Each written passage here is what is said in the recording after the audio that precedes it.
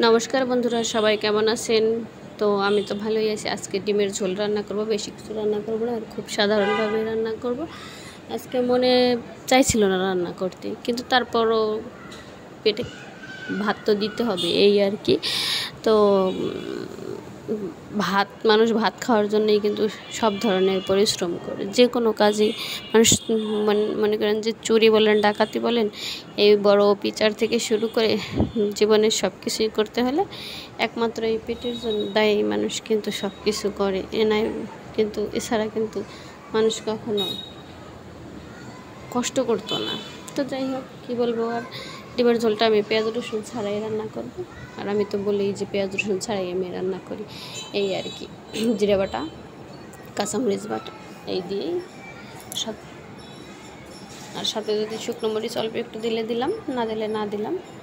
তো প্রয়োজনে দিতেই হয়। বর্তমানে মরিচের যে দাম, বেশিরভাগ সময় তো কাঁচামরিচ থাকে না, এর জন্য দিতে হয়।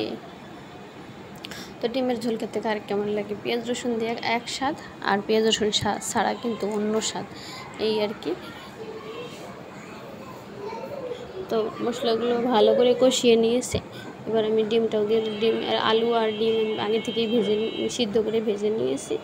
এখন দিয়ে দেবো, যেহেতু আমার মশলাটা কষানো হয়ে গেছে, এখন আমি ভাজা ডিমটাও এটা দিয়ে দিলাম। তো বেশি সময় লাগবে না, খুব অল্প সময়ের ভিতরে আমি রান্নাটা কমপ্লিট করব। আর যেহেতু আমার সিদ্ধ করাই আছে এই আর কি। আর আলুগুলো একটু বড় বড় করে দিলাম, খিচুড়ি আলু অথবা মাংসের আলুর মতো। এটা আমার ভালো লাগে, ছোটো ছোটো আলু দিতে আমার ভালো লাগে না। এভাবে সিদ্ধ করে খেয়ে দেখবেন, খুবই টেস্ট লাগে, খুবই মজার। আর একদিন পেঁয়াজ রসুন ছাড়া খেয়ে দেখে আমাকে কমেন্ট করে বলবেন কিন্তু। আর যেখান থেকে আমার ভিডিওটা দেখছেন সবাই কিন্তু লাইক কমেন্ট শেয়ার দিয়ে পাশে থাকবেন। ফেসবুক থেকে দেখলে অবশ্যই ফলো দিবেন, আর যদি ইউটিউব থেকে দেখতেন অবশ্যই সাবস্ক্রাইব দিয়ে পাশে থাকবেন।